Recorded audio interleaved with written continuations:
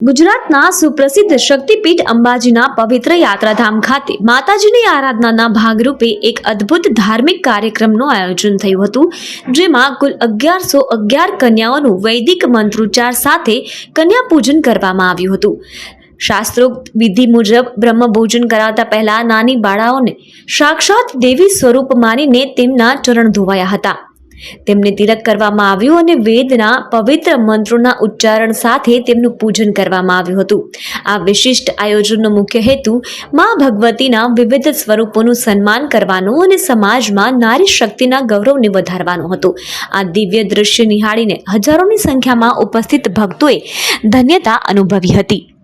આ ભવ્ય કન્યા પૂજન કાર્યક્રમની સૌથી મોટી વિશેષતા એ હતી કે તેનું સંપૂર્ણ આયોજન અંબાજી ગામના લોકફાળાથી કરવામાં આવ્યું હતું। ગામ લોકોએ માતૃશક્તિ પ્રત્યેની પોતાની અખૂટ શ્રદ્ધા અને આસ્થાને પ્રગટ કરવા માટે ઉદાર હાથે ફાળો આપ્યો હતો। પૂજન સમાપ્ત થયા બાદ તમામ 1111 કન્યાઓને ભેટ સ્વરૂપે ચણિયાચોળી અને શૃંગારની સામગ્રી પણ આપવામાં આવી હતી। આ ભેટ કન્યાઓ પ્રત્યેના સ્નેહ અને આદરનું પ્રતીક બની રહી હતી।